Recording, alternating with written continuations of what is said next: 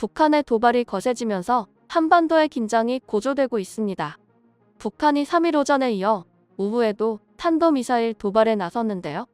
합동참모본부에 따르면 우리 군은 이날 오후 9시 35에서 49분쯤 북한 황해북도 곡산 일대에서 동해상으로 발사된 단거리 탄도미사일 3발을 포착했습니다. 이 중 한 발은 동해 NLL 이남 공해상에 탄착됐다고 밝혔습니다. 이들 미사일의 비행거리는 약 490km, 정점 고도는 약 130km, 속도는 마하 6 수준으로 탐지됐으며 그 외 세부 재원은 한미 정보당국이 정밀 분석 중이죠. 군 당국은 이 한 발이 NLL 이남 26km 지점으로 속초에서 동쪽 방향으로 57km, 울릉도 서북방으로 167km 지점으로 포착됐다고 밝혔습니다. 단 현재까지 탐지 분석된 재원만 봤을 땐 북한이 이번에 쏜 미사일은 북한판 이스칸데르라고 불리는 KN-23 미사일과 유사해 보이는데요. 북한은 KN-23과 그 개량형, 그리고 북한판 에이테크스 KN-24, 초대형 방사폭 KN-25, 그리고 전술 탄도미사일인 신형 전술 요도무기 등 다양한 종류의 SRBM을 전술의 투발 수단으로 개발해온 것으로 알려져 있습니다. 그러나 북한의 도발은 여기서 그치지 않았습니다. 우리 군은 이어 이날 오후 11시 28분쯤부터 북한 강원도 금강군 일대에서 동해상으로 발사된 80여 발의 포탄을 포착했습니다. 이들 포탄이 떨어진 지점은 북방한계선 북쪽 해상완충구역 내였는데요. 해상완충구역은 남북한이 우발적 충돌이나 긴장 고조 상황 등을 방지하기 위해 해안 포문을 폐쇄하고 해상훈련과 해안포 등 중화기 삭격 행위를 금지하기로 한 곳입니다. 따라서 북한군이 이곳을 향해 포격을 가한 건 9.19 합의 위반에 해당하는 것이죠. 그렇다면 북한은 무엇 때문에 국가 간의 약속을 위반하면서까지 한반도의 긴장을 야기시키며 도발을 해오고 있는 것일까요? 그 이유는 곧 밝혀졌습니다. 북한의 연이은 미사일 포격 도발은 군 서열 1위 박정천 노동당 비서 겸 당중 안군사위 부위원장이 연례 한미연합 공중훈련 비질런트 스톰 연장 결정을 비난하는 내용의 담화를 발표한 뒤 약 1시간 만에 이뤄진 것이죠. 박 비서는 해당 담화에서 미국과 남조선의 무책임한 결정은 연합군의 도발적 군사행위로 초래된 현 상황을 통제 불능의 국면으로 떠밀고 있다. 매우 위험하고 잘못된 선택이라고 주장했습니다. 박 비서는 특히 미국과 남조선은 자기들이 돌이킬 수 없는 엄청난 실수를 저질렀다는 걸 알게 될 것이라고 위협하기도 했습니다. 북한 군사정책을 총괄하는 박정천은 한미연합공중훈련 비질런트 스톰 실시 사흘째를 맞은 이날 조선중앙통신을 통해 공개한 담화에서 이같이 밝혔죠. 그는 미국과 남조선이 겁기 없이 우리에 대한 무력 사용을 기도한다면 조선민주주의 인민공화국 무력의 특수한 수단들은 부과된 자기의 전략적 사명을 지체 없이 실행할 것이며 미국과 남조선은 가공할 사건에 직면하고 사상 가장 끔찍한 대가를 치르게 될 것이라고 경고했습니다. 비질런트 스톰은 우리 공군의 F-35A, F-15K, KF-16, KC-330 등 140여 대의 항공 전력과 미군의 F-35B, EA-18, U-2, KC-135 등 총 240여 대가 참여하는 대규모 훈련인데요. 특히 일본 이와쿠니 미군 기지에 주둔하는 F-35B 스텔스 전투기가 최초로 국내 기지에 착륙해 훈련에 참여했습니다. 전략적 사명을 실행할 무력의 특수한 수단들은 핵무력을 시사하는 것으로 추정됩니다. 김정은 북한 국무위원장은 지난 9월 8일 최고인민회의 시정연설에서 핵무력 정책 법령을 채택하며 핵무력의 사명을 언급한 바 있죠.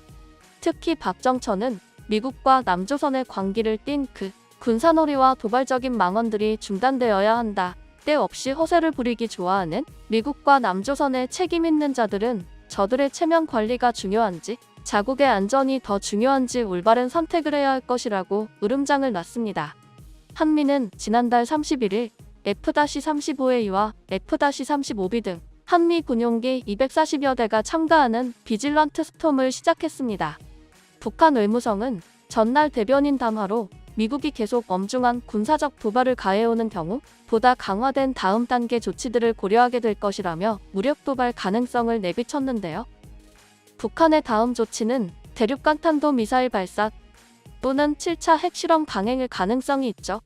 한편 북한은 이날 대외선전 매체를 총동원해 비질런트 스톰에 대한 비난을 이어갔습니다. 그러나 북한의 으름장은 씨알도 먹히지 않았습니다. 한국과 미국 공군은 최근 지속적인 북한 도발과 관련해 연합공중훈련 비질런트 스톰 기간을 연장하기로 했다고 3일 밝혔죠.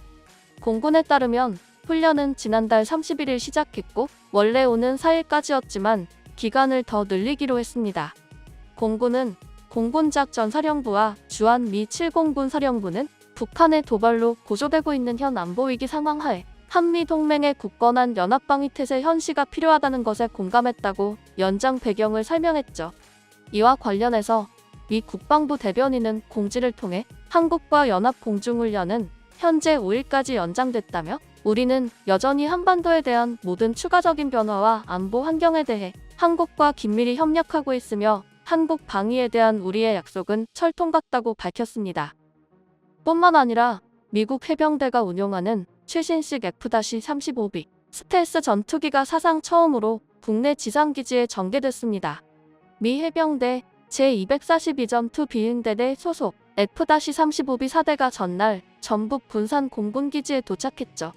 워싱턴 DC에서 제54차 한미안보협의회 이후 공동성명을 냈는데요.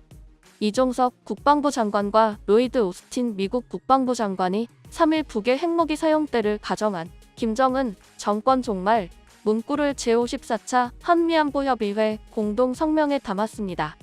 이날 미 국방부에서 작성된 SCM 공동성명에는 오스틴 장관은 미국이나 동맹국 및 우방국들에 대한 비전약 핵을 포함한 어떠한 핵 공격도 용납할 수 없으며 이는 김정은 정권의 종말을 초래할 것이라고 경고하였다는 내용이 담겼죠.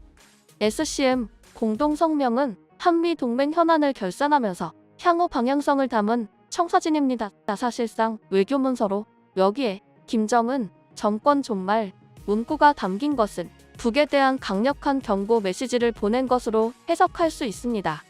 두 장관은 전술핵을 포함 미국이나 동맹국, 우방국에 대한 북한의 어떠한 핵 공격도 용납할 수 없다면서 이는 김정은 정권의 종말을 초래할 것이라고 강력히 경고했습니다. 김정은 정권이나 종말이란 표현은 한미가 SCM을 통해 발신할 수 있는 메시지로선 가장 수위가 센데요. 이종석 장관은 만약 북한이 핵을 사용한다면 동맹의 압도적이고 결정적인 대응으로 김정은 정권이 종말을 맞게 될 것임을 확인했다고 강조했습니다. 두 장관은 필요에 따라 미국의 전략 자산을 적시적이고 조율된 방식으로 한반도에 전개하기로 결정했습니다.